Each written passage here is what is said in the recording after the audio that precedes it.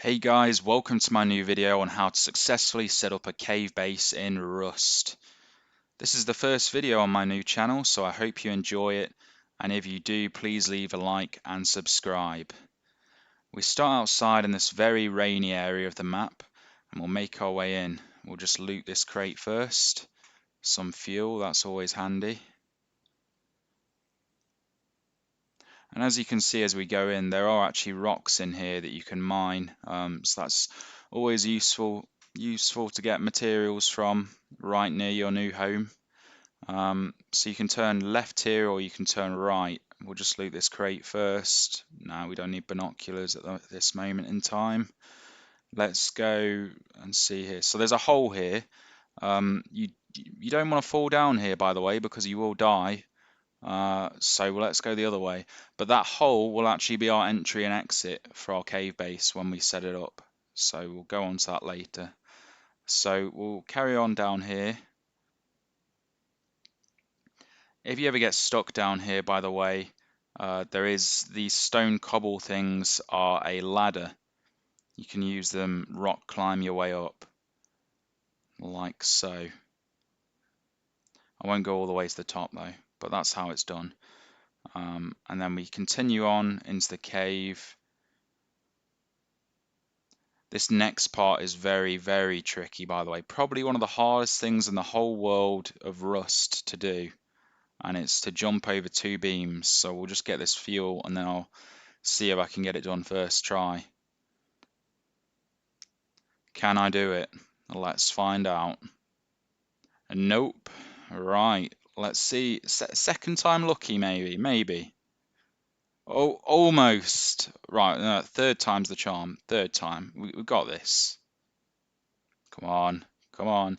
Get in. Easy. Made it look easy. Right, so now we're actually in the cave. So these wooden logs over there and these wooden logs over here, this is your designated cave building area. So you can't actually build outside where the wooden logs start and end.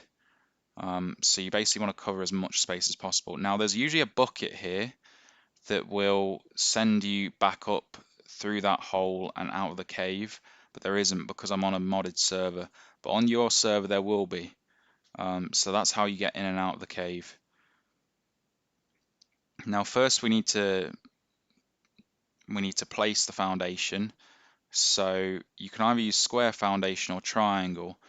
For coverage it's probably a bit better to do triangle, but they're unbelievably hard to place. We'll try it, but not every cave even allows it most of the time. I've tried multiple times sometimes and it's never actually worked out. See there, it's blocking it. It's blocking the one on the right from actually being built, which is a nuisance when you're trying to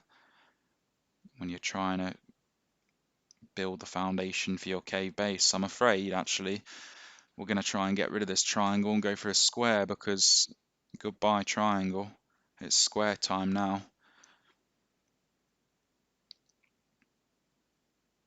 So basically, yeah, you need to get as much surface area covered so that you can place everything you need, all the walls, all the doors, all the furnaces, TC, boxes, everything you can think of.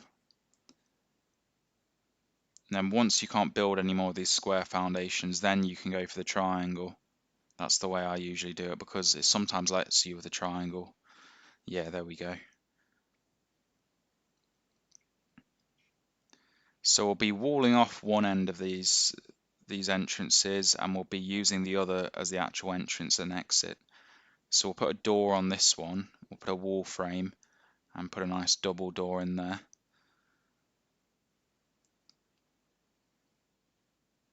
Also put a code lock on. Need to make sure to lock it as well, make sure that red light's on so that no one can somehow fluke their way in. If they fell down and somehow didn't die, then they might actually be able to get in your base, which wouldn't be great. We'll upgrade all of this to stone just in case. You never know, accidents happen and someone throws a spear or something and the foundation collapses with some important stuff on. That wouldn't be good. So now we'll wall off this end. It won't let me place at the end by the looks of it, but that's fine, because what I like to do is I like to put a turret on that last foundation, which is always very funny to do, because if someone wanders around your base, the last thing they expect is to turn a corner and then be mowed down by a turret, and then boom, free loot for you.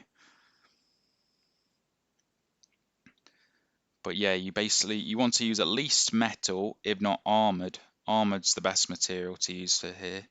I've used metal, but the strongest you can manage is the best. Even stone's fine in some cases, but we'll go with metal. And then, yeah, they can see in a bit there. I don't think they can get through, but just to make sure, we'll do this. Don't want them looking around our base.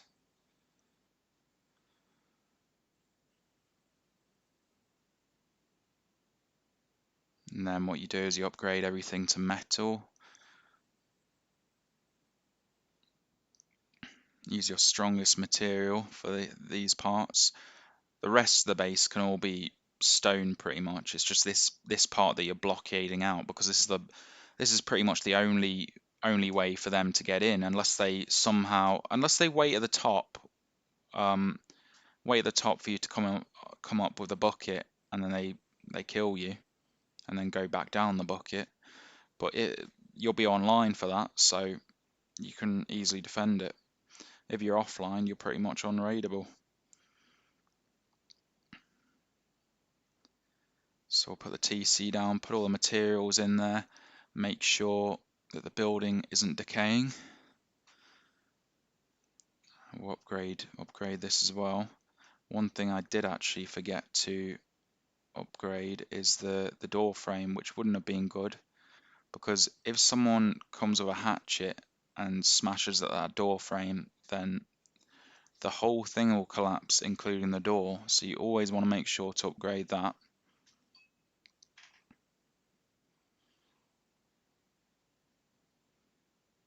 We'll just add some more walls now for some stability, and also because it looks a lot better. There we go, this isn't too bad. Put on another. I always like to put 2 doors down, but obviously it's personal preference. You can put on as many as you like. The security in this cave base is basically because it's walled off from the other sides. They can't get in that way, so the doors don't matter too much. Again, you got to make sure these doors are locked. Don't keep up with the green light on. Always make sure it's red. You can obviously get through here, so I'll put a wall down, upgrade that. And then they can actually, if someone came in, blew down the first door, they'd just be able to ladder up there. So you want to put a roof on that.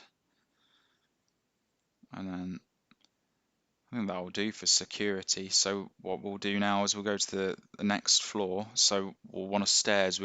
I prefer to use the U-shaped stairs. And then what you've got to do here is put it in the least annoying place as possible. You don't want it in a like near your TC or in front of the door.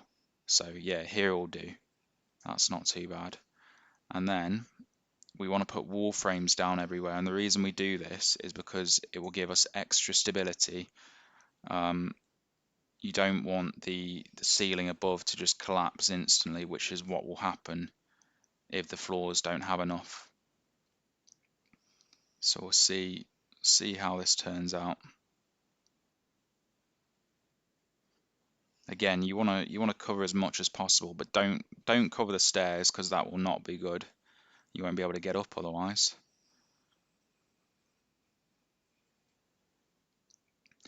So you see what happened there? That's because it didn't have enough stability. So maybe if we add this one, there we go. Yeah, perfect now.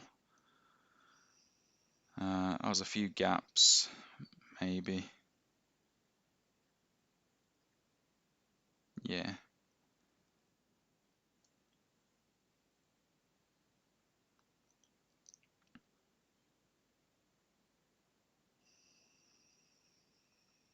I think what we'll do is we'll upgrade everything to stone because it looks a lot better, and you can already see how much space you actually have. When we first came into this cave, it didn't look like there was a lot of space to do anything, but up here you can have all your workbenches, place them against the walls of the cave, and they'll work absolutely fine.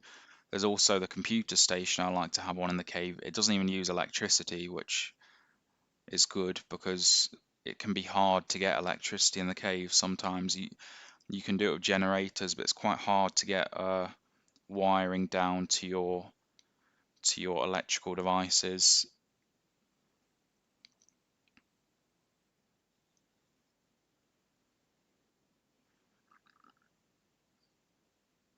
Look how good it looks now. So much space. Like on the last wipe I was on, we made about 20 boxes on this second floor, so there's plenty of space for everything. And you can just put the furnaces and stuff up against the wall. So what will happen now is I'll show you the way out. So usually there'd be a bucket there. You jump into the bucket, you press E, and it will send you up through this hole that we saw when we first started the video. And then you can make your way out. So it will lift you up through this hole. Then you can continue down the passage, turn left here to get out of the cave, make your way up, and then you're back out in this lovely rain we've got out here. No, we don't want any of that. Let's get back in. So this will be the perspective if someone was trying to raid you or chase you down. They think you live in a cave base. They come over here. All they can do is like wait here for you to come up in a bucket, which could take ages, especially if you know he's there. Or he jumps down and he dies, and then you get all his loot. So the only option he has is to go this way. And don't forget, this way has that horrendous jump puzzle. So that would put anyone off. No one's going to come this way. And if they do, they're very brave. And don't forget, you could have a turret. You could have a turret on the platform that will shoot them down. These metal walls are not cheap to blow up, by the way. It costs them at least 60 satchel charges, I'd say, for those sheet metal walls. Or as the sheet metal door would cost 4, so the walls are a lot more expensive. So it's actually, if you make those walls armored, you've got a very, very secure base, because the only way in is through the walls, which is not cheap at all. Anyway, that's how you set up a cave base in Rust. I hope you enjoyed the video, and for more content, please like and subscribe. Cheers, guys.